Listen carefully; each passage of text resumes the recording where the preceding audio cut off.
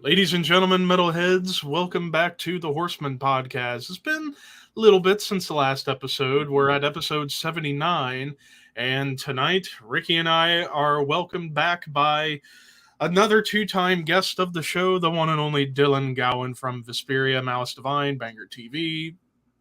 Insert whatever, and there you have it. How's it going, buddy? I'm doing all right, man. Thanks so much for having me once again. Yeah, 79 Yeah. episodes. So we got to do something big for episode 80, but we're still thinking about it. We'd have to think on that, because because who would have thought we'd get that far? But here we are. 5 years later. But so yeah, Dylan, before we get into the topic at hand, what you been up to since we last had you on quite a few months ago? Just continuing just to do session work. Just working on a couple of upcoming projects with a few bands, like all of them within the progressive metal realm. And then I've just been working on my own stuff, just kind of just demoing and just getting some stuff ready for the later on in the summer to record. So I'm just in the process of just kind of writing and hopefully record an EP by the end of the summer or early fall. So once it's done, I'll be sure to let you guys know. That'd be appreciated.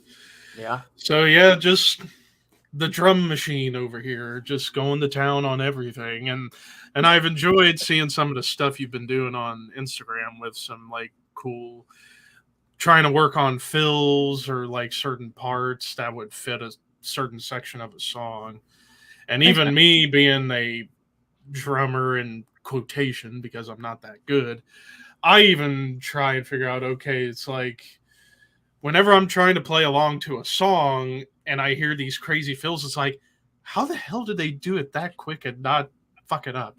Because I am so bad. Well, the big thing when it comes to learning anything, especially when it comes to drums, always slow down the track. That's the first thing you do. Like at 50%, doesn't matter which song it is. It's just like biggest thing is that you want to make sure that you slow everything way down, because then you'll get to hear every single note that they're playing, whether it be a fast fill or a groove or anything like that. And then it's just gradually bringing up the tempo so that the muscle memory kicks in at just the right time, that you know the motion and you know how the dynamics work for each part. Because it's very easy to kind of stumble your way through and kind of push through a certain section that may be that like, oh, I think I can do it. That might be a bit complicated, but it won't come out as clean. It will sound pretty sloppy. So a big thing is just to slow it way down. And if you're able to write it out, like notation wise, and kind of pick a timing on your metronome, pick each section that you want to go over, and slowly but surely you'll get to the point where you can do that section or fill really cleanly. So it does take time. It is a process, but that is the most efficient way to learn anything, especially when it comes to drumming. And that's why I'm not a drummer. I'm a guitarist by trade. I've tried drums. I could never get that living crap hang of it. I do have some drumsticks I've gathered over the years, but when it comes to drumming, I'll leave it to you, Dylan, or Levi Raven Archer, who was a former drummer by hand. So yeah, I'll leave that to the drumming to you guys. I'll be like, okay, sound a bit faster. Just get the blast beats, god damn it.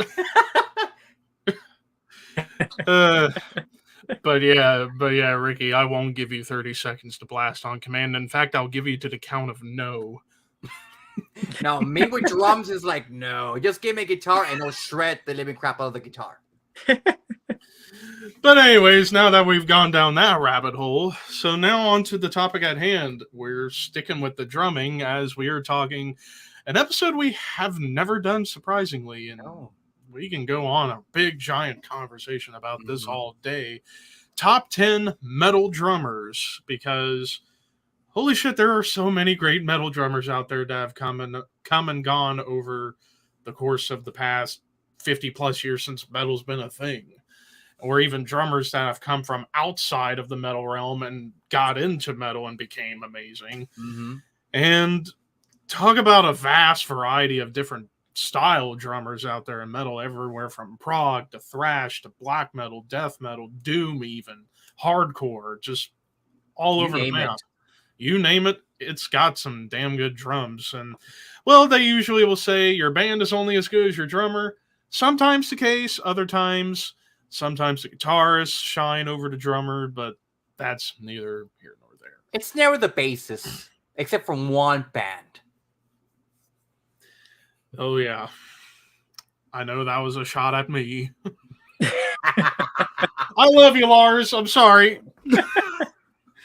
But with that said, let's talk some honorable mentions, like drummers that were close to making our lists, but just not quite there. For me, I got a ton, so I'll just run through them. We got Nick Menza, rest in peace, from Megadeth. Scott Travis, Judas Priest. Tom Hunting of Exodus. The late great Sean Reinert from Cynic and Death.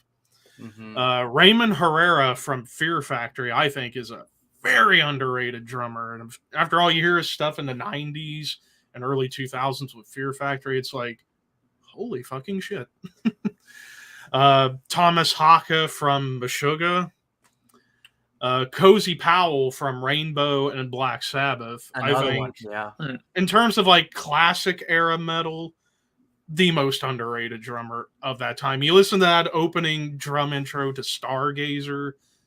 Oh, it's like the chef's kiss.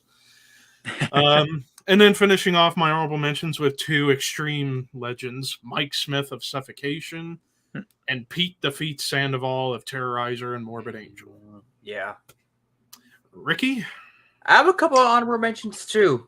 Joey Jordison, Garbage Disciple from Slipknot. At the time, wasn't appreciated, but the things they used to do when he was strapped to his guitar set, he used to spin around while drumming.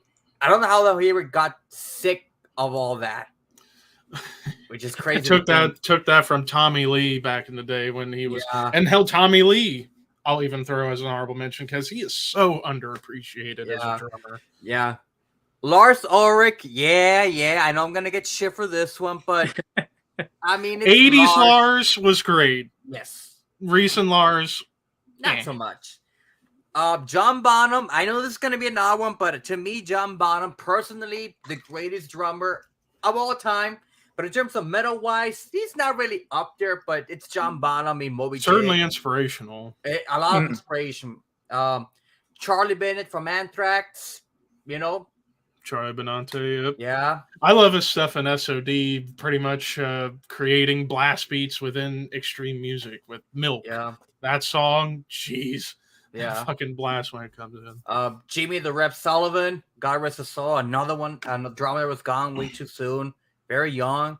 Brian Geller from Mastodon, another one that I had almost put, but for some reason didn't make the cut. And the last honorable mention, Hellhammer. That's it. Like, I mean, that's one that's often gets overlooked for sure as Hellhammer, because that guy, he's an insane player when it comes to blast beats. Yeah, and he's not only can he can play at that speed, but it's also super clean. Like that's the big thing with a lot of drummers that needs to be at the forefront when it comes to playing that fast, is that you have to play really clean or else it'll sound really, really sloppy. Yeah. And yeah, no, I'm glad that you mentioned Hellhammer, because he's one of those drummers that often gets really overlooked. And hopefully I get to meet him when it's the Mayhem in October. Yeah, that would be pretty sweet.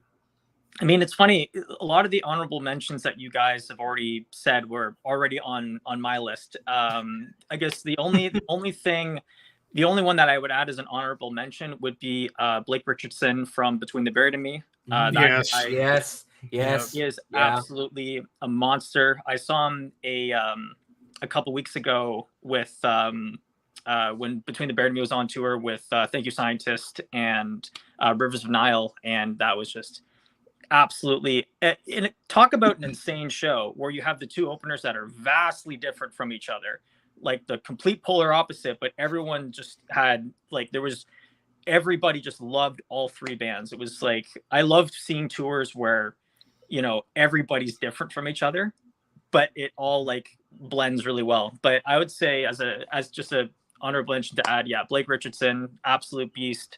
one of my all-time favorite drummers, and it's really tough to narrow it down to just 10 because Oh, yeah. It really is, It especially really for is. you and I. Oh man. because if it was a list of 20 or 50 drummers, it would Oh, be a God. lot easier. A But lot if easier it's for 10, sure. but it's to 10, Oh, it's my really, God. really, really tough. Yeah. And actually, one other drummer that neither of us mentioned that I think we should talk about real quick is George Callias from Nile. Like, Yeah. going similar to Hellhammer, the way he can play so clean and precise, whether it's playing these crazy turnovers or fills in the blast beats, and even when it comes to groove or playing like slow doomy parts, perfectly emphasizes what Carl Sanders does on the guitars, for example. So yeah, I wanted to bring up Totally. George because I was watching the documentary of when Nile was recording "Those Whom the Gods Detest," and they were with Eric Rutan at his studio, Mana Recording, and just watching him do his takes, it was like, phew. And all with a bruised leg, playing that fast and clean. But now on to the actual 10. So, kicking things off, the reason why I was shaking my fist and wanted to punch you, Ricky, is because my number 10 is Braun Daler from Mastodon. I mean, you're going to see him live in a couple of weeks. Yeah, and I can't wait for it, and to hear him sing.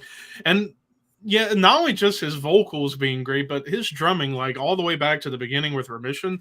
I feel like he should have a Guinness World Record for the world's longest drum fill. Because it's like, Jesus Christ. When you hear, like, when they were playing Mastodon doing the more sludge metal oriented stuff before they went full on prog, even playing the sludge metal material, he was just absolutely flying on the kid. And he just keeps pushing himself as the years go by. And especially with him also doing vocals on top and yet still being able to hit every note perfectly. That's a testament to the talent that Braun truly has. And hence why I would say in terms of like drummers over the past 20 years, one of the best, just because it's like, even though Mastodon you could consider a newish band over the past 20 years, Braun's drumming's been already influential to so many drummers. Hell, probably very inspirational for you, Dylan, for sure. Oh, I mean, the guy's an absolute monster. I mean, what's really good about him is that when it comes to that more kind of sludgier style of metal, he made it more of a progressive sense. So there was a lot of fast ghost notes. There's a lot of really good groove, and that's the thing that's often kind of that's often overlooked. It's like sometimes we like to think of drummers in metal like how fast they're going, the intensity, the speed, but he's got really solid pocket. I mean, he can groove as well as he can play thrash or sludge or anything like that. And it's good that he has it in a progressive sense because he's able to kind of show all these different elements throughout Mastodon's discography. But the guy is just one of those drummers that is an insane drummer every single time I see him. And now to my number 9. 9? Ricky again. Made me shake my fist at you. I have Hellhammer at number 9. After all, you go back to his early works in Mayhem in the late 80s through to the mid 90s. You knew this guy was like the standout drummer out of the Norwegian black metal scene. Well, next to Fenriz of Darkthrone, but Fenriz over the years has kind of taken the more Lars Ulrich approach, and that's mostly just sticking to the beat in the pocket with some stuff here and there. But it was really those two, Hellhammer and Fenriz, that stood out as far as the Norwegian scene. But Hellhammer, like Dylan brought up, the fact that he can do it all so clean and not sound sloppy, and not only just the blast beats, his drum fills. Like, I've watched rehearsal clips on YouTube of Mayhem rehearsing, like, I forget the song. It was like Deconstruction, Crystallized Pain off of Grand Declaration of War, and those freaking fills that he's doing on those toms. It's like, man, if only I could have that kind of speed or that kind of precision to try and do that kind of fill. and not only just in Mayhem, but Arcturus, great avant-garde prog band out of Norway, and then Mortem, a very underrated band, especially now since they've morphed into being more symphonic black metal. But yeah, Hellhammer, just overall top to bottom in terms of Norwegian drummers, probably the best, even though there's so many other great ones out of Norway in general. But Yeah. Hellhammer, Jan Blomberg, you the man. Number 8, I'm not doing it. You only get it when I tell you to get it. But anyway, my number 8, another one taken from us way too soon, Vinnie Paul from Pantera. Mm-hmm. After all, it's like, you look at the 90s and people want to say 90s was a bad decade for metal. It's somewhat true, but yet extremely hyperbolic. And you want proof? Pantera. Vinnie Paul's drum work, his fills, the grooves, the double bass that he was able to do, kind of kept wild drumming alive in the 90s during the time of grunge being the flavor of the month, and then eventually nu metal becoming the flavor of the month by the end of the decade. Vinnie Paul always kept it Vinnie Paul. Never changed, never decided to be like, hey, why don't we do these hip-hop grooves in our songs? Fuck that. Let's actually just stick to metal. Let's get balls out and heavy with it. And I would say, if you were to ask me, like, my favorite drum performance of his, that would be that would be a top 10 list in of itself. Mm-hmm. But probably Throes of Rejection off of Far Beyond Driven, like, Jesus Christ. Absolute madman. But yeah, rest in peace, Vinny. At least he's with Dime up in the sky above, hanging out with Lemmy, Cliff Burton, Dio, and Jimi Hendrix. Oh, that would have been a good ass lineup to see. You think so? Yeah. I would have been like, take my money! Shut up and take my money! My number 7, and I have a gut feeling the man underneath us, Dylan, is probably going to have him on the list. Martin Lopez, Opeth, and Soen. I've been such a huge fan of his work ever since I got really into Opeth, like 10 or so years ago, whenever I was first hearing like Blackwater Park and Ghost Reverie, Still Life, the pinnacle run of Opeth, I would say, from like My Arms Your Hearse through Ghost Reveries. Hearing everything he can do, like great groove. When he can play fast, he can play as fast as, say, Pete Sandoval if he wanted to. And his double bass work, like he's able to make it fit in line with the slower, more atmospheric riffs of Opeth and that pocket. Great pocket guy. And then even in Soen, which I've become a big fan of over the past 4 years, roughly, with their last 2 albums. Yeah, pretty good album. And absolutely, Imperial was fucking amazing. And to like hear him try different things, whether it's like softer tones on the drums or getting a little bit more experimental. Yeah, Martin Lopez, I would say, in terms of Swedish drummers, if not one of the best drummers out of all of the Swedish metal scene. I would say it's a competition between he and Thomas from Meshuggah for me. But I give the edge to Lopez because he experiments, I feel, a little bit more. Mind-blowing drummer, for sure. If you ever get the chance to see him play live with Soen, it's incredible. I mean, he's just one of those guys who can do it all. And he can just play really freaking well. And there's a reason why his name is one of the most, like, it's on everybody's list when it comes to the top 10 metal drummers. And it's kind of a no-brainer because of everything that you've said. Like, there's really not much more to add with Martin Lopez because he's just he's like a drummer's drummer. Absolutely. My number 6, and part of me wanted to put this guy number 1, but when I looked at the rest of the guys I have on my list, yeah, he falls to number 6, and that is Mean Gene Hoglan. After all, when it comes to who I would say is one of the best all-encompassing drummers, Gene would be top 3 easily in terms of adapting to Any band Any he's style. in or any style, he can play it to a T. And also being a left-handed drummer, doing the free hand stuff where he can come out of everything like this, as opposed to like me being a right-hander going like this and then having to come out of that. It can be difficult, but Gene, after all, you go back to Dark Angel, Darkness Descends. That album, I would say, is some of the most brutal thrash drumming I have ever heard. And that was 1986 when he was like 18, 19 years old. Inspiration of black metal. Yeah, you could argue that, especially death metal. I mean, hell, Death. The 2 albums he did in Death, Individual Thought Patterns and especially Symbolic. Mm-hmm. Oh my lord. And then, of course, Strapping Young Lad, Death Clock, which I can't wait to hear him on the new Death Clock album next month. That's going to be killer. Remember And to sign. Testament. Remember to sign the waiver for Death Clock. Yeah.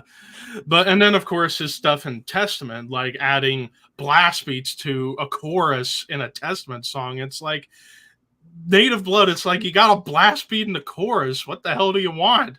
A catchy chorus with a blast beat. Like, holy shit. And even though mid-50s now, he's still killing it. And maybe a new Dark Angel album on the way, probably next year, which I can't wait for if it actually happens. But, of course, new Death Clock just a month out. But, yeah, Gene Hoglan. The reason why I thought about putting him number 1 is because he did teach another drum legend the art of double bass, but I'll talk about him in a little bit. Now we're on to the top 5 for my list. Number 5, Nico McBrain, Iron Maiden. After all, the guy now, he's early 70s, and he's still killing it to this day. And just to hear, and the thing that makes me impressed with him the most, the things he can do 1 foot on a kick drum. Like, he can make you think he's playing double bass when he's not. It's all 1 foot. And also the freaking galloping grooves. Like, he adapts that so well with what Maiden does. And even, like, the triplet swings that another drummer I'll talk about pioneered, and he made it into something of his own. And, of course, his fills. Like, you listen to one of my personal favorite Maiden songs has, in my opinion, the best drum intro in Maiden history, Where Eagles Dare. The first song you hear him on, that opening drum intro, that instant impact right there and then. But yeah, Nico McBrain, and one of my friends actually got to meet him at a show in London recently. And Wendy, if you're watching, you lucky lady. But yeah, Nico, my number 5. Still a band that I've been dying to see live, and I just haven't. I almost got to see them 4 years ago on my birthday. I saw them live. It's gonna happen one day, buddy. But I mean, true. Eventually, that was my situation with Maiden, which we'll talk about whenever we talked about makeup. yeah. But now the next 2 drummers, I feel like, are also going to be drummers possibly on Dylan's list. Number 4, Danny Carey from Tool. I would say, in terms of creativity, next to my number 3, the most creative drummer out there. Like, all the different polyrhythms and the clever fills and the clever grooves and patterns he does, all in odd time. It's like, it's mind-blowing to hear, like, the old Tool albums, like Lateralis and Enema, to hear all the stuff he can do in terms of, like, getting creative with his patterns to go along with the atmosphere and the darkness and the riff work of what Tool's able to accomplish. It just blows me away to hear how it's like he can make these beats that on paper sound like they don't make any sense, but when you hear it in the context, it's like, how come none of us thought of that before? That's actually pretty sweet. Damn you, Danny, but thank you at the same time. but yeah, Danny, and of course his influences speak for themselves as well. But yeah, Danny, my number 4. Number 3, probably the companion, like the contrast to Danny Carey, the one and only Mike Portnoy. I mean Portnoy. I blame you, 6'6" Camus, for that. Which he could have been on my honorable mentions too. But Mike Portnoy, Dream Theater, and Avenged Sevenfold, among so many other projects that he's done over the years, Flying Colors, for example. But yeah, Mike, kind of similar, I would say, to a Gene Hoglan in terms of adapting to other styles. Perfect example. Comes in on Nightmare by Avenged Sevenfold and plays the Rev style perfectly while throwing in his own influences on top. But yeah, and just to hear all, again, clever fills, nice turnovers, groove.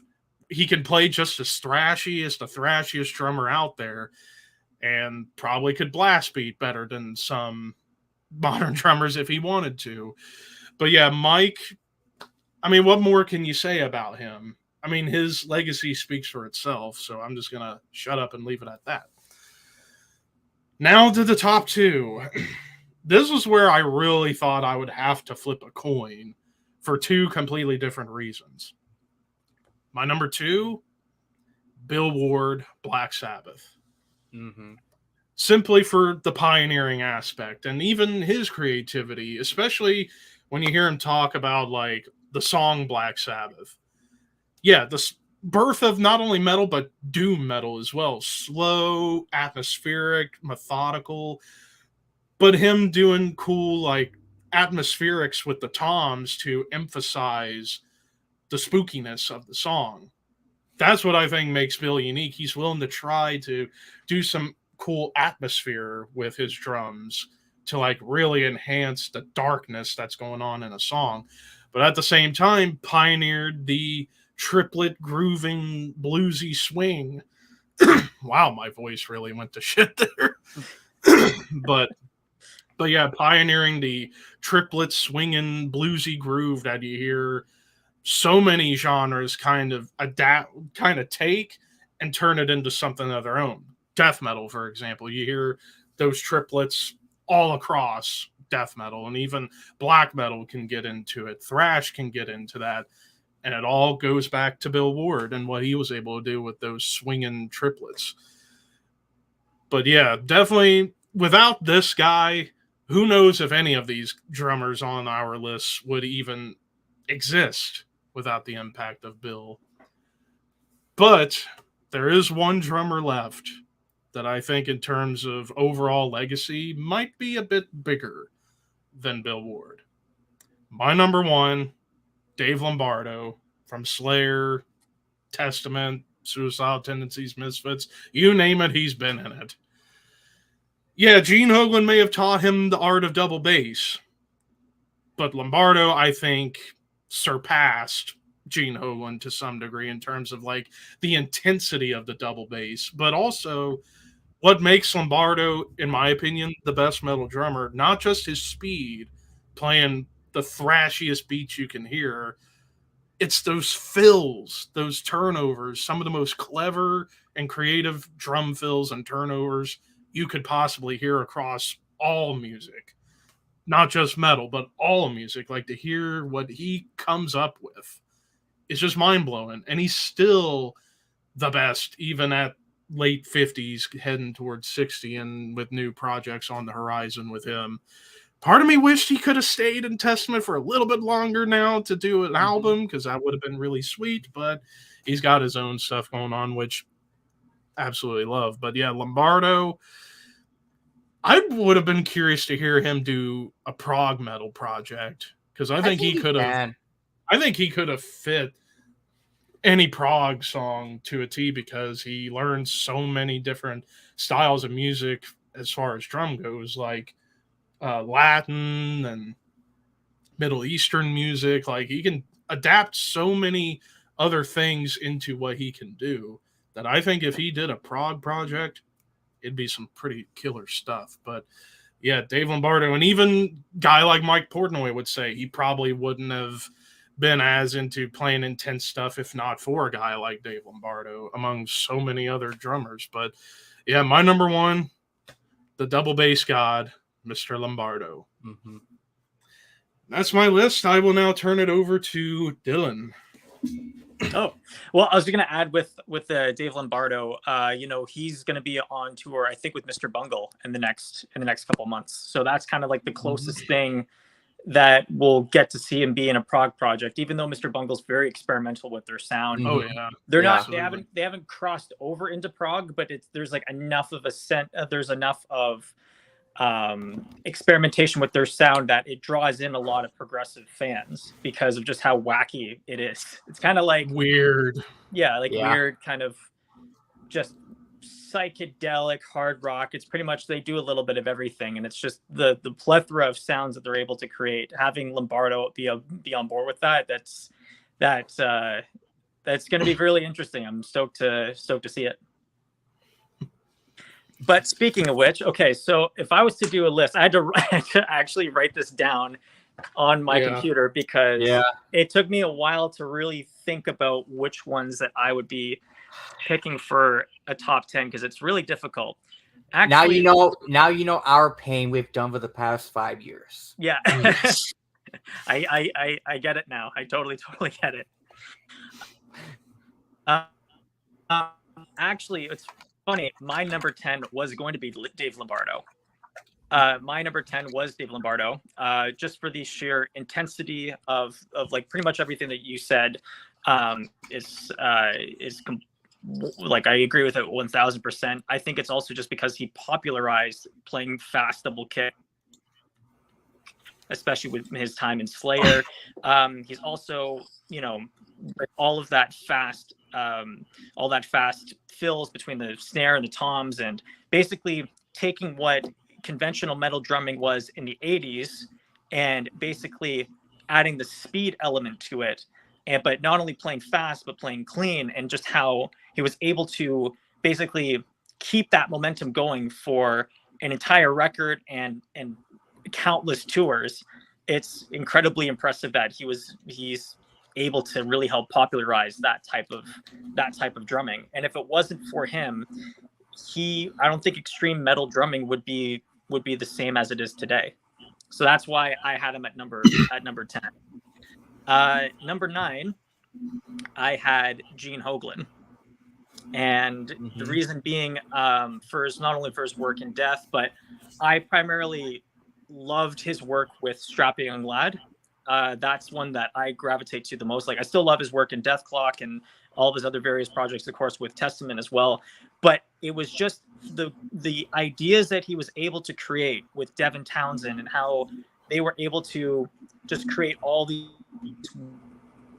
weird rhythms with everything that Devin was throwing at him. Like, if you listen to that song Wrong Side, and how it has the crazy ride patterns, and it's just really experimental, and it's very unconventional, very outside of the box, and it just, like, he's just one of those guys who, like, he can do it all. He's playing into I think he's in his late 50s right now. Yeah, and he still hasn't lost any steam. Is also super, super impressive.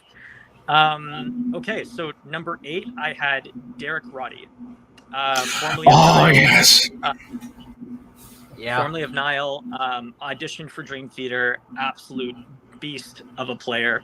One of those guys who just able to, much like George Calais, like help popularize that kind of blast beats, and then you see the way that he's just able to, you basically have the clinician angle of it, because he's one of those guys who you don't see him pop up too often with upcoming projects, but he's really one of those guys who's able to perfectly articulate how to get to that speed and really break it down and really be able to understand something that is such a critical component of death metal and black metal, but really kind of able to have that educational angle of it, because it's really difficult to teach somebody how to really kind of get the most out of it and try different ideas and with it, rather than just keep to the traditional kind of like accenting the bride bell and all that stuff. So I would say Derek Roddy at number 8. Okay. Number 7, I would have Bron Daler from Mastodon. Again, just an absolute insane drummer. Yeah, there's not much more to add. Levy, I think you mentioned it perfectly. You know, one of the best drummers today. Definitely never get bored of his playing. He's always excellent. And so we did Dave Lombardo, Gene Hoglan, Derek Roddy. So at number 7. Number 6. Number 6. Yeah, Braun 7. Oh, sorry. Number 6. Oh, sorry. It's all right. Sorry, lost count. Number 6, I would have Sean Reinert from. Reinert from Cynic. Absolute.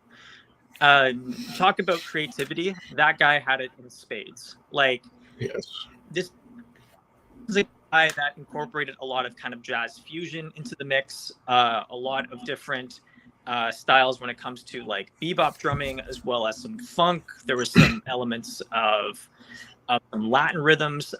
He was just one of those guys who was just a drummer who primarily was metal, but there was so much more to it than that. And he's just one of those players that he was primarily known for being a metal drummer, but he could also do pretty much every style that you asked him to do. And I mean, his creativity was something that I think is really unrivaled, especially back in the early 90s, where that type of style was very new, and not many people kind of knew how to take drumming like that. And Sean was just a pioneer in his own right, and he influenced so many guys in Richard Christie. Mm-hmm. Oh, exactly. And it's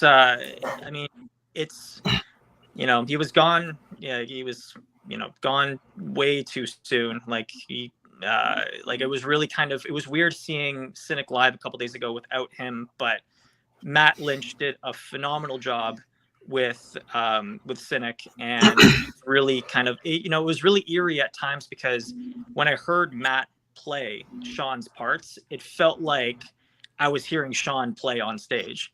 It was that kind of eerie, and like it just shows what an amazing drummer Matt Lynch is in his own right, and how respectful he was to Sean's parts, and how he's kind of keeping Sean's legacy alive through his playing. So yeah, Sean Reinert, one of the best drummers to ever play in metal. And not only that, but drumming in general, just an absolute drummer's drummer. And you know who I think actually one drummer that I completely forgot to bring up too, that we could argue is like the German equivalent, Hannes Grossman. Yeah. You could say he's like the German equivalent to his Sean Reiner because of how he can adapt and had all those crazy parts that even Sean pioneered, that even Hannes kind of was like, why don't I take that, throw in some more extremity to it, and just get absolutely insane. And like you listen to stuff in Necrophagist, Obscura, and solo stuff, Alkaloid, and even Triptychon now, which please do Triptychon album. I want to hear how Hannes works on that. But I digress. And even his work in Blotted Science. Yes. Absolutely ridiculous. Like that was the project where it was him and Alex Webster. That's it. And Ron Jarzenbeck. That's right. Yeah. Like that's one project that I hope comes back, because that just had some really solid riffs and drumming. Yeah, very underrated kind of super group. Okay, so number five, I had this was really tough, because now we're getting to the real kind of like when I was making this list, I had to only pick drummers that were primarily metal players. Like the most of their discography is all metal, and I had to just really make sure that the drummers that I was picking, just make sure that like they're primarily metal players. But even though they're known for being in the progressive metal scene, they're drummers that can also basically, like Sean, play pretty much everything. Number 5, I went with Mario Duplantier from Go. Just absolute great groove. Creativity is huge, and the fact that he's at a level in his career where, I mean, Gojira is as big as they've ever been, and they're able to popularize that groove and incorporate a lot of like just tom work and different time signature changes, but keeping it like very just very heavy, and you can really latch onto, even though they're playing really complicated stuff at times. It's not overly complicated that people are going to miss the pulse within one of their songs. So yeah, Mario Duplantier was a no-brainer to have on this list because he's just absolutely insane. And you know what he kind of reminds me of? He reminds me of what would happen if Thomas from Meshuggah and Pete Sandoval had an evil drumming child. It would be Mario, because he reminds me of those guys. Like, he has that precision of a Thomas, but with the brutality and extremity of a Pete Sandoval. Because after all, you could also argue Gojira as a whole is like an eco-friendly version of Morbid Angel at times. No illusory anus involved. No aluminum anus involved with this. No, let's just. Why'd you even have to bring that up? It was going so good. I mean, you know me, I tried to stir the pot. He doesn't have Ultra Cement at number 6. Just saying. That's true. Fair enough. But moving on. Okay, so I guess for number 4, I picked Matt Halpern from Periphery, one of those guys who really helped popularize the kind of gent thing, and one of those guys who's just able to just have solid pockets, solid groove. There's a lots of really, solid drummers in the kind of gent scene, but Matt Halpern is the guy that everyone really looks up to, and for good reason, because he's just, when it comes to his pocket, he is one of those guys who is really unrivaled in just his approach. And I've seen him play live several times, and man, that guy he rips. He absolutely rips. It blows me away every single time I see him in Periphery. So having him on a top 10 list for metal drummers is an absolute no-brainer. But a list with metal drummers has to include, and for good reason, basically the predecessor of the gent scene, and basically one of the most popular bands within progressive metal. The drummer, of course, that I'm referring to is Thomas Hawk from Meshuggah as number 3. The gent scene wouldn't exist without him and the rest of the guys in Meshuggah. He is the guy that basically popularized that type of sound, a pioneer in his own right. Basically, him just coming up with patterns and grooves is something that is really just unique to Meshuggah and to Thomas, and the way that he approaches every single song is something that is really unique. And plus the bleed, like the bleed rhythm that had the internet basically like jaw dropped and like going like, how do you play that? And turns out it's a herda. And basically what they did was they popularized that style of rhythm into a metal context. And then he started basically an arms race with metal drummers to try and learn it as fast as they possibly can. And now it's kind of become the standard of playing metal drumming. It's kind of like how you learn Black Sabbath songs. If you want to start out with playing metal, then you get into like Metallica and Slayer. Then you probably start doing the mellow death stuff. Like you probably get like Children of Bodom and Flames. And then the next portion of it, when you're doing the prog stuff, it's like Bleed is kind of one of the must know songs in order to learn that particular style, just because of the independence with double bass, and how you're trying to keep that time with it's all in 4/4, but it's also trying to make sure that you get all the notes in cleanly, as opposed to just basically stumbling your way through, because that takes a lot of time. And it took me 6 months to learn Bleed. It's not an easy song to learn. No. And I can imagine. It's hard because of the different ways that they place all the notes, especially when it goes into the chorus and then to the bridge. It's insane. It's absolutely insane. So Thomas definitely deserves to be there. And okay, so got down to the top two. For my second pick was a guy that, talk about technical playing. This guy comes up with some of the most creative stuff by adding in like quintuplets, septuplets, octuplets, like basically like creates, fills, and nested tuplets, which are basically like tuplets inside of other tuplets. And it's just ridiculous the amount of stuff that he can play. He's so knowledgeable, and that's Elliot Hoffman from Car Bomb. Which is the band that I'm wearing currently. If you guys haven't checked out Car Bomb, they're an absolute must listen. They're basically Meshuggah on crack, and as how I would describe them. It's Wow. They are one of the most underrated bands I think I've ever listened to. The guy, Elliot, is just one of those drummers who, like, I think I've heard, I'm trying to remember, like one thing that he did was freaking ridiculous. His independence is insane. When you see some of the drums that the drumming that he does, like he'll have octuplets playing against quintuplets playing against a 4/4 pattern. It's just one of those kind of crazy independence things that he's able to do. Oh yeah, and by the way, no click track when they play live, and they're so tight live, which is insane to think about that in this day and age where everybody's on a click, because you have to be if you're playing that fast. This guy, he's an absolute psycho, no click, and he's able to play that tight with everybody on stage. It's ridiculous. So yeah, if you haven't checked out Car Bomb, they're an absolute must, and Elliot Hoffman deserves so much credit for drumming, because he's just a ridiculous player. But my all-time favorite metal drummer is actually,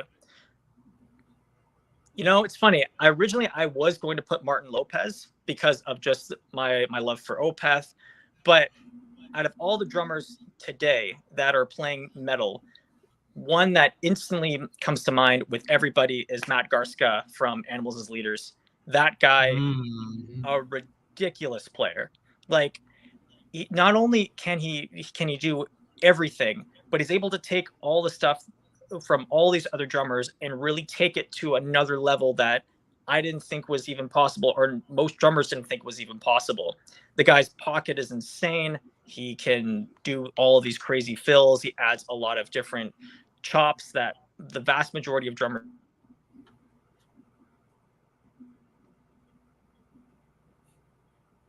Oh. Had a little lag there. Oh, there it is. You was lagging for a second, but you're back. Yep. Oh, we're back? Okay, cool. Yeah. You're good. Yeah, Matt Garska is just an absolute insane drummer, and it's, if anybody was to ask, if they were to play progressive metal, like which drummer should I look at first, I would say immediately Matt Garska. He's one of those guys as well who's helping to really popularize metal drumming in basically the drumming community. Like, he's one of those guys who really can play on big festivals of just all drummers, and he's on the top of the bill, and he's a total metal guy. Even though he can play all these different styles, he's primarily known for being the drummer for Animals as Leaders. And he's just a ridiculous player. And basically, I mean, Tooth and Claw is an insane song, Physical Education. There's just a ton of great stuff that he's able to do. And yeah, absolutely mind-blowing player. So yeah, Matt Garska from Animals as Leaders would be my number one pick. All right, Ricky. All right. Well, my number 10, I think they all mentioned almost all the drummers I have, but it'll go one by one. So my number 10, Danny Carey from Tool. One of those guys that you look at the way he plays and you think that shouldn't work when you look at it on paper. Well, when he starts to play, you're like, motherfucker, it makes fucking sense. I think Danny really began to become his own when Lateralis came out, especially the title track Lateralis. I think that's where Danny began to kind of have this signature style or sound that he later developed for 10,000 Days and of course eventually for Inoculum. And eventually modern day drummers, especially progressive drummers, try so much to learn from Danny to the point that even Danny has like talked to a lot of drummers like, it takes practice. Pretty much anything takes practice nowadays. But with Danny, like in terms of like progressive metal drummers, which should be another list, we could eventually have Dylan back, and which would be a whole Prog different metal rabbit hole. drummers. That'll be a whole different rabbit hole. rabbit hole. I mean, he will be up there on the list, in my personal opinion. Number 9, a drummer y'all didn't mention, but I think for obvious reasons, maybe not. Chris Adler from Lamb of God. Oh yeah. I forgot about him. I'm surprised Leva didn't mention because I know he loves Lamb of God. No, on a selective basis. Yeah, in the basics. I mean, in terms of modern day, I guess, drumming gods, quote unquote. Modern day groove masters. Masters. I mean, he is one of the most influential ones. One of my friends here at my local scene really loves Slam of God, and he tries so hard to be like a Chris Adler Jr., which I'm like, dude, I love you, but you're not gonna come close to Chris Adler. I'm sorry, but man, I love you, but you can't. There's only one Chris Adler. That's about it. Yeah. Yeah. Absolutely. My number 8, the only drummer up to now that I've seen live, Nico McBrain from Iron Maiden.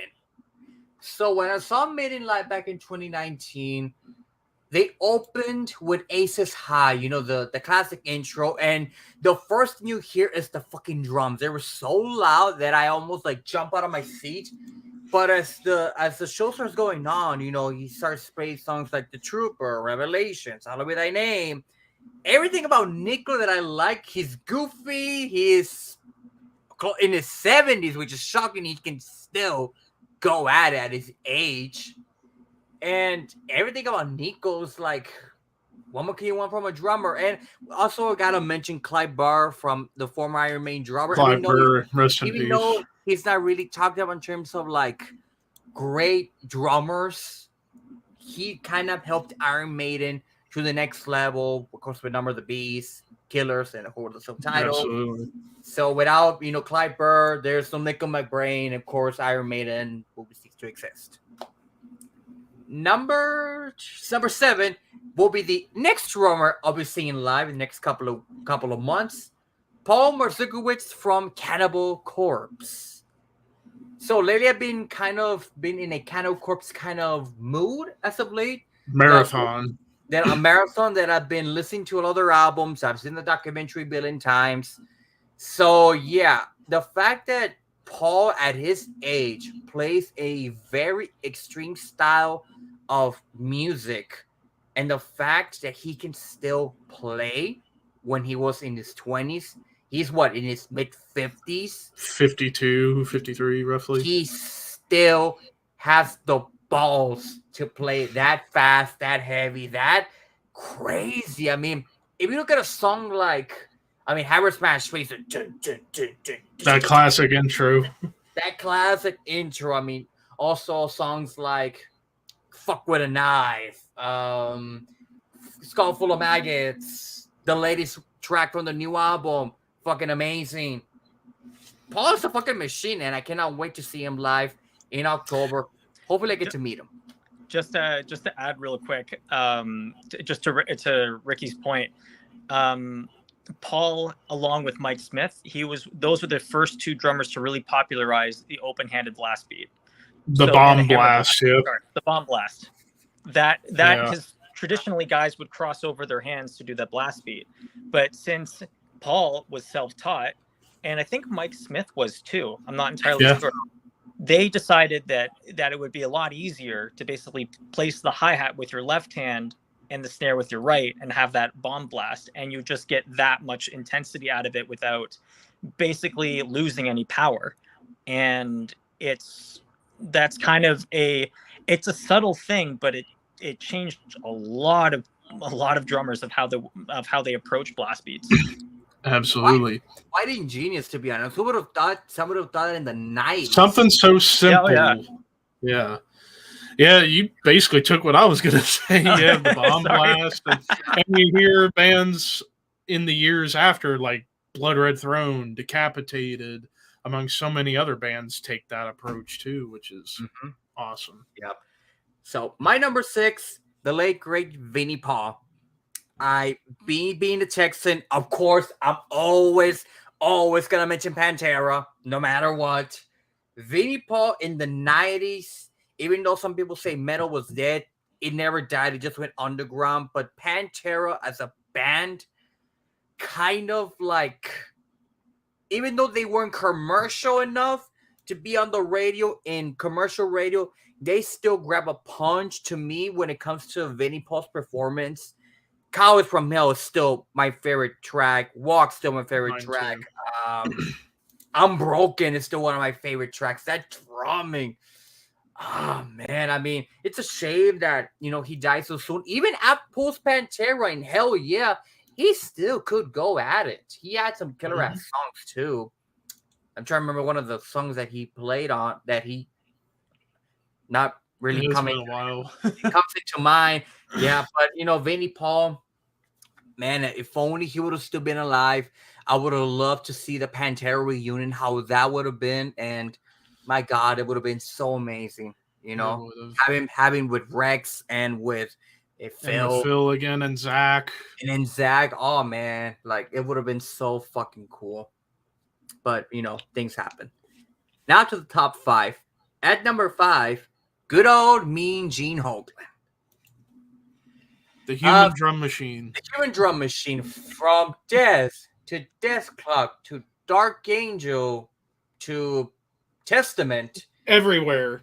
Really, even played live in Opeth, even. In terms of drummers that could have different styles of drumming, because let's be honest, a lot of drummers only stick to one specific genre or style of drumming. Gene was one of the few drummers that could play any style. I mean, Dark Angel, a thrash band. Death, a death band. Testament, again, a thrash metal band. But if you put Gene Hoglan in a prog band, if you put him in a black metal band, he could pull it off. I don't know how he will pull it off, but he could. Hell, he even played in Unearthed for a little bit live, playing more hardcore stuff. Yeah, and the blast beats, of course, he would later kind of popularize at first when he taught a certain somebody how to do it. I mean, hell, he was in Slayer's first Show No Mercy album, kind of helping Dave control the fucking drumming, and hold the kit together on Chemical Warfare, even. Yeah, so no carpet, just to hold it together, damn it. yeah, but yeah, this is also the first drummer. Oh, sorry. Go ahead. Go ahead. Oh, sorry. I was gonna say this is the first drummer that all three of us mentioned on our individual lists. Yeah. Gene. Yep. Yeah. Yeah. I mean, it's fucking Gene. I mean, I would love to see Gene live eventually and meet him. I mean, he looks like a pretty nice guy. I almost got to meet him and DK 2 years ago in Dayton, but I had to work that day. Yeah, would have been nice. Shit happens. But moving on. My number 4, Mike Portnoy. Same thing that I mentioned about Danny from Tool, but Mike Portnoy takes things times 100. The stuff that he has done with the drum kit is out of this fucking world. I'm like, dude, are you on crack or something? Are you like on LSD or something? Because there's no. Are you drinking too much Red Bull? Are you drinking too much of the Kool-Aid? Because there's no fucking way a guy that talented could do the stuff that he has done in Dream Theater. I mean, Metropolis Part 2, Octavarium, Pull Me Under. I mean, for all those things, but it's just if I would have gone the drummer route, I think Mike Portnoy would have been my main influence on how to manage drumming, how to kind of perfect, my signature drumming. But he's one of the GOATs. That's all I have to say. And if you were to ask me, my favorite drum performance Mike ever had, 6 o'clock. I love the fuck out of that song. Yeah. But it's also like a testament to his drumming as well. Like, I don't know if you guys ever watched the auditions the other drummers did for Dream Theater. Like, he had guys like, there was Virgil Donati, who's an incredible player, like super crazy Independence guy, like Thomas Lang, Marco Miniman. Like, those guys are insane players. They're not necessarily metal guys, but they can definitely can adapt to a metal setting really quickly. But even then, there's moments of them these are big clinician guys, and some of them are having moments of like they have like brain farts throughout their audition, and it just shows like just to go off of Ricky's point, it's like there was a lot of creative drum parts that, you know, may necessarily not be like the most difficult, but the most creative that can stump you when it comes to like playing. So it's like there's a lot of stuff that, you know, that Mike did in his career with Dream Theater that, you know, it's not easy. No, it's not easy. Trust me, I've seen the videos and I'm like, you do you, boo. Go on. But my number 3, I mentioned GOATs. Of course, I have to mention Bill Ward. Now, Bill Ward is one of those drummers that you might think, really, in the top 10 best drummers of all time. You got to think about it. Bill Ward has stated so many times that he was never a metal drummer. He, by trade, jazz is a jazz drummer. So a lot of people will say that jazz is influenced on metal. Bill Ward's the jazz drummer by trade, people. Just remember that. Also, the fact that Tony and Geezer, even Ozzy, have stated that if he would have wanted to join Black Sabbath and he would have gone the jazz round, he could have been one of the greatest, you know, jazz drummers in that time period. Up there with Buddy Rich and all those people. But the testament of how Bill plays, I mean, he pioneered heavy metal, doom metal, the song Black Sabbath, what started it all, NIB, War Pigs,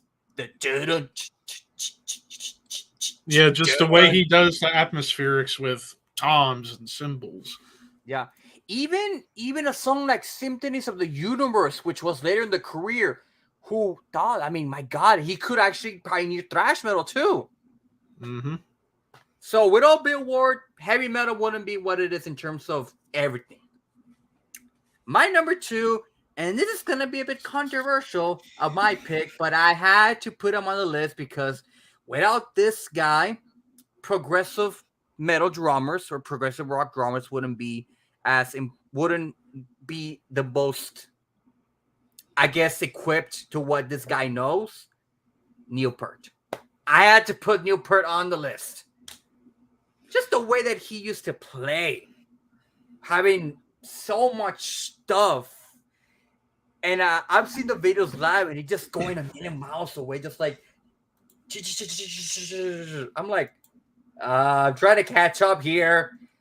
But Neil is one of those drummers that, you know, progressive metal wouldn't be what it is today. You know, if it weren't for Neil Peart, Mastodon, Tool, Between Aaron and Me, Meshuggah, Gojira, without him, those drummers wouldn't be what they are, because it's Neil motherfucking Peart. He's like the greatest of all time. Yeah, I mean, I only didn't include him because I don't think he's quite a metal drummer, even though you could argue his influence is arguably bigger than Bill Ward, you could say, because of... In terms of like drummers from the 70s, Neil Peart, Bill Ward, and John Bonham, probably the most influential drummers from that era. Yeah. And maybe also the drummer from Glory Crimson, from King Crimson. Bill Burford. King Crimson? Yeah, King Crimson, yeah. Bill Burford from King Crimson. Yeah. So pretty much those 4 drummers kind of helped in the 70s, would eventually the drummers of the 80s, and so on and so forth. But my number 1, without this drummer, extreme metal would have been probably be a whole different animal. Black metal would have been a whole different animal. Hell, metal would have been a whole different animal without this individual, Dave Lombardo. Ricky, get the fuck out of my brain. Angel of Death. Angel of Death, people. Yes. That song alone, we've mentioned it a billion times. That the blast beat. Yeah, the double kick and then into just chaos. And to think that Dave Lombardo, when you show the progression of from Show No Mercy to Hell Awaits, the way that his drumming kind of improved. You can kind of saw that during the the EP, Haunting the Chapel EP. Haunting the Chapel EP, and it was a whole different night and day. And then of course when it got to Raining Blood, it was like a whole what the fuck? How the hell he got better at drumming? That song Necrophobic, holy crap. Oh god. But of course, Raining Blood, the very end of the song, the toms, the way he uses toms to hype shit up too. Dave Lombardo, the GOAT, next to Neil Peart and Bill Ward. And actually another band from Lombardo's that doesn't get talked about much, Grip Incorporated. The drum work he did on that band was pretty creative. And it wasn't even thrash. It was just groove metal, but able to make it sound badass with his drum work, whether playing mid-tempo or even slow as molasses. Yeah, make it but sound killer. Without Dave, there's no Gatler, there's no Jordy, there's no Charlie, there's no Brian, there's no Jamie, there's the majority of the feet. You name any extreme metal drummer. Exactly, the majority of the drummers that we mentioned without Dave Lombardo, they wouldn't be. Who knows? Who knows, right? One of them what ifs. Yeah, and that's kind of the universal thing is if it wasn't for Dave with all the bringing the intensity to metal drumming, like what you guys said, it would be completely different today if it wasn't for him. And that's why I think he was so integral to the progression of metal drumming in general that it was kind of a no-brainer that he would be on all three of our lists. Yeah, and it's funny to think it's you think of Lombardo as being almost like a punk drummer that learned how to play metal because of how he just plays with flat out aggression. And you hear that in other drummers in your sense, Ken Owen from Carcass being one who was kind of like a punk drummer that played metal because of how aggressive and how hard he would hit the kit. So he pioneered a wave of okay, punk drummers who love to play fast but want to get better, they go to a drummer like Lombardo and be okay, let's see if I can get creative with these fills and see how much better I can be. And lo and behold, there you have it. But ladies and gentlemen, holy crap, I just spat everywhere. Holy crap. But anyway, so that was our top 10 drummers. So in the end, we all only had 2 drummers that was on our list, and they were the 2 best on the double bass, Gene and Dave. So I had an inkling Dylan was going to go mostly prog, which I had a feeling too. I was he being the prog guy, I was he's going to go more prog. To be fair, most of my list is prog, but there is a handful of other guys that were there just because of not only are they're great drummers in their own right, but it was because of also how much that they helped influence the prog guys in general. Because at the same time, a lot of those prog guys, they hold Vinnie Colaiuta in such high regard, almost, and as well as Gene Hoglan and Dave Lombardo. It just shows that these guys were just as influences of all the crazy jazz fusion guys, as well as the really intense extreme metal players. Oh yes. Yeah. And it's crazy to think Vinnie Colaiuta was on a Megadeth album. Just one. Just one. But it was a great album. So there you go. Yeah. And there's so many. There's so many others we could go down. Hell, just to reference a bunch that I was talking to a friend of mine about. Let's see. Chris Ryford of Autopsy. Another example of feeling more a punk drummer that playing metal. And he's kind of like the death metal Bill Ward, I would say, because he can play the doomiest of stuff. He can play the fastest of things and sound killer. And, of course, doing vocals on top of it, too. Like I said, even Ken Owen. Dirk Verburen, the Dirk Blast, that's like one of my favorite beats, and I got to see that beat live. Donald Tardy from Obituary, perfect example of an in-the-pocket groove drummer in death metal. Steve Shalati from Immolation, he's one of those insane drummers when it comes to rhythms getting complex. Infernus from Behemoth. Inferno from Behemoth, kind of like a George Callias to some degree. Like John Rice from Job for a Cowboy, who recently did the latest Shooter album, playing more black metal, and nailed the performance on that album. And speaking of Shooter, their old drummer who went by the name Anti-Christian, he's a hell of a black metal drummer who can play like rock and roll style, death metal style, lots of thrash. Martin Axelrod, Opeth, and Bloodbath. Like, holy shit. Igor Calavera from Sepultura. Absolutely. Jason Bittner, Shadows Fall, Overkill, one of my favorite modern drummers right there. I mean, there's just so many. Hell, another punk drummer that learned how to play metal, one of my favorites, Mick Harris from Napalm Death. Like, playing with outright speed and aggression, but make it sound cool. And it's crazy to see how he progressed over 3 Napalm albums. Scum, very punky, kind of sloppy, but fun. Oh, from Enslavement to Obliteration, he got a little bit better, and then you get to Harmony Corruption, where it's like, there's 2 drummers we gotta mention. If not, our buddy Scott's gonna kill us. Fifth of Phil Animal Taylor and Mickey D. Yes, Filthy Animal, the pioneer of double bass, right there. In metal. Overkill, the song Overkill. Need I say more? And then Mickey D, not only Motorhead, but King Diamond. And a bit of Dokken. Well, Don Dokken, pretty much. And Scorpions now. Like, I think he's still the drummer in Scorpions. Oh, that's great. He's in Scorpions now. Yeah. Which is crazy, but good on him. Good on him to get the gig like that. And hell, that last Scorpions album last year was really fun. It was. But yeah, there's just so many out there that we could keep going on and on about. Hell, underrated, Dan Swano. Is a very underrated drummer. Like, you listen to his drumming on the Moon Tower album, early Bloodbath. Like, he's more of a in-the-pocket groove guy that can play thrash, not really do blast beats, but when it comes to, like, his fills and his pocket playing, very underrated. Another underrated, maybe, Corthon. Corthon, he's kind of underrated, even though you think of him more as a guitarist and a vocalist. But when he does do drumming, he's not a slouch.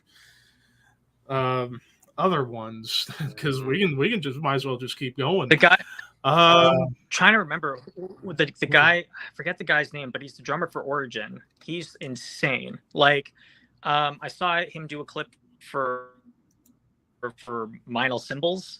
He was playing one of Origin's songs from the latest record. Insane.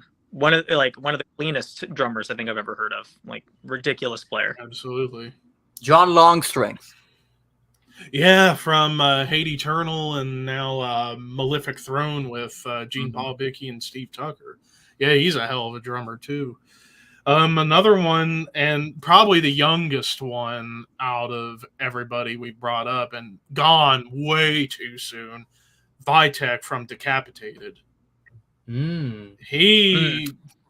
young he was and able to play what he was able to do on like the first Decapitated album when he was 15. And he's like, hey, I'm better than most drummers in the Polish death metal scene. I can play better than the guys in Behemoth and Vader. And I'm going to be honest, he was the best Polish metal drummer for me, at least, because the grooves, the blasts, the turnovers, the triplet swings. And again, so sad he was taken from us at 23 years old. Because could you imagine if he was still alive today? He'd kind of be, I would say, in the category of a Thomas Hawk as a drummer's drummer, because of how impressive he was at such a young age playing the stuff he was able to do. Like, Winds of Creation.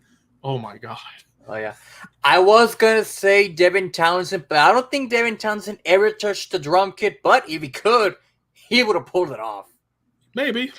Well, if I he mean, like his tried. collaboration with Ryan Van Poederrein, who was the drummer for Devin Townsend Project, as well as Devin Townsend Band.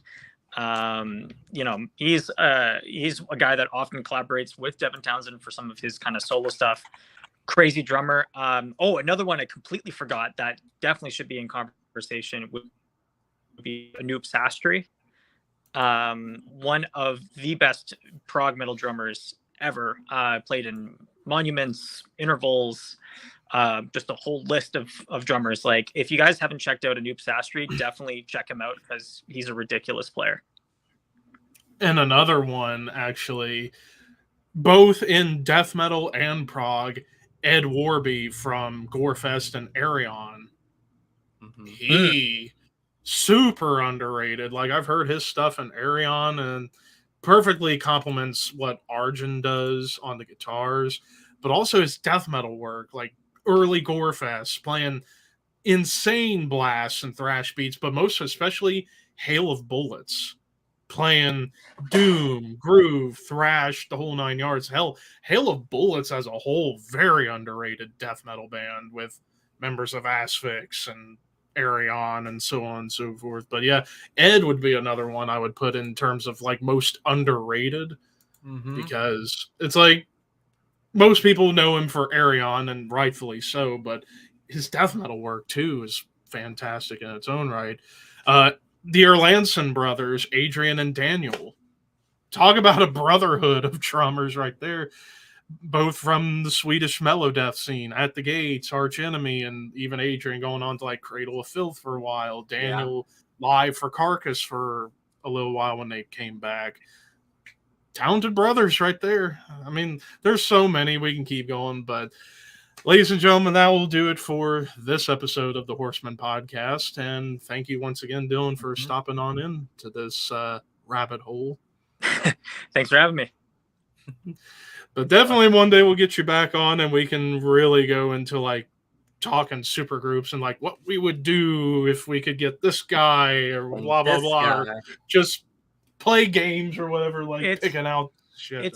It's funny when you mentioned the super groups, because we did an episode for Lockhorns on Banger TV about super groups. It was Sarah, Sam Dunn, and myself. All of us were trying to combine our own super groups, and I had in my head, like, you know, okay, it's going to be Paul Masvidal, Michael Axelrod, Michael Ackerfeld, and Devin Townsend. But then somebody in the comments, when Sam was reading it, was just going like, here's the super group for prog, and I'm like, shit, that's what I was going to say. Okay, let me think of something different. So I went to my backup plan, which is the one that I said on the air, but I still defend those choices because I think that would be an insane super group. Yeah. I mean, I think there has to be a website somewhere who allows you to do super group matches and see how it would sound. Just like a simulator. Could you imagine a simulator? Well, I mean, now with this fucking AI stuff going out of hand, it's like they could probably make something like that up and it would be like, what the hell is happening here? That would be scary to think of that. If you just get random musicians and then just generate music to see what they could potentially create. It is possible. It is possible. Oh, it's 1,000% possible. It'd just be game over for us. Like, we're done. Yeah, unfortunately. And that's why I do feel that trend will die down like any trend in music. But that's neither here nor there. But anyways, thank you guys who stuck around through this whole rabbit hole conversation about drummers. Until next time, you people, and going back to the catchphrase I coined when you was on last, you people watching, keep your horns high and your dreams wet. Cheers.